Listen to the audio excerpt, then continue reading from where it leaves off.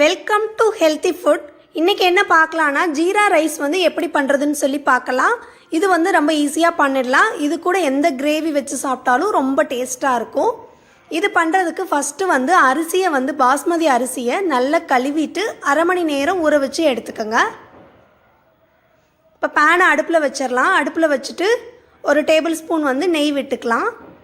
இப்போ நெய் வந்து உருகட்டும். நல்லா உருகினதுக்கு அப்புறமா ஸ்பைசஸ் வந்து ஆட் பண்ணிக்கலாம். நான் பட்டை, கிராம்பு, ஏலக்காய், பிரியாணி இலை இதெல்லாம் வச்சுருக்கேன். நீங்கள் என்னென்ன ஸ்பைசஸ் வேணுமோ நீங்கள் எல்லாமே ஆட் பண்ணிக்கலாம். ஆட் பண்ணிவிட்டு இதை வந்து ஒரு 5 செகண்ட் வந்து நல்லா இந்த மாதிரி வறுத்துக்கணும். அதுக்கப்புறமா 1.5 டீஸ்பூன் வந்து சீரகம் சேர்த்துருக்கேன். சேர்த்து ஒரு 10 செகண்ட் வந்து இந்த நெய்யிலையே வந்து நல்லா வறுத்துக்கணும்.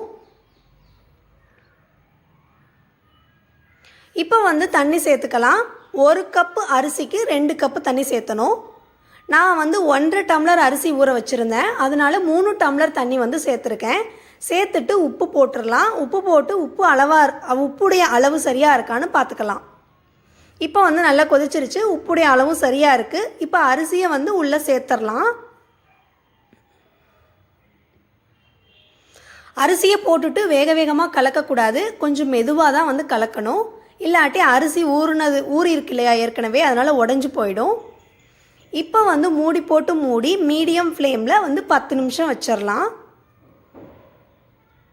10 நிமிஷம் ஆகிறப்போ இந்த தண்ணியெல்லாம் வந்துக்கிட்டு இருக்கு இல்லையா, கொதிச்சுட்டு இருக்க தண்ணியெல்லாம் அப்படியே வற்றிடும். சாப்பாடும் கரெக்டாக வந்து குக் ஆகிடும். இப்போ 10 நிமிஷம் ஆயிருக்கு. இப்போ ஓப்பன் பண்ணி பார்க்கலாம்.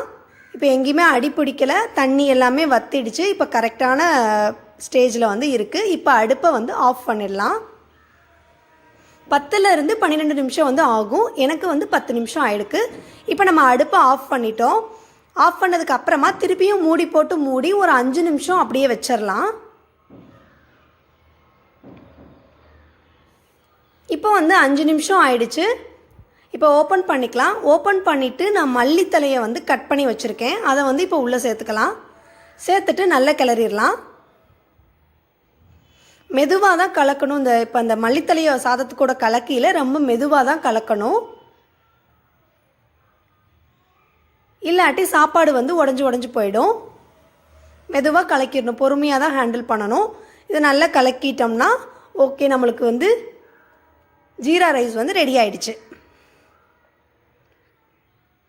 இது வந்து சிக்கன் கிரேவி, மட்டன் கிரேவி, காளான் கிரேவி, பன்னீர் பட்டர் மசாலா எல்லாத்துக்குமே இது வந்து சூப்பராக இருக்கும். கூட வச்சு சாப்பிடையில் ரொம்ப டேஸ்ட்டாக இருக்கும். நீங்கள் செஞ்சு பாருங்கள். 15 நிமிஷத்தில் செஞ்சிடலாம். வீட்டில் செஞ்சு பார்த்துட்டு உங்கள் கமெண்ட்ஸை வந்து ஷேர் பண்ணுங்கள். இதுவரையும் சேனலை சப்ஸ்கிரைப் பண்ணாதவங்க கண்டிப்பாக சேனலை சப்ஸ்கிரைப் பண்ணுங்கள். தேங்க்ஸ் ஃபார் வாட்சிங்.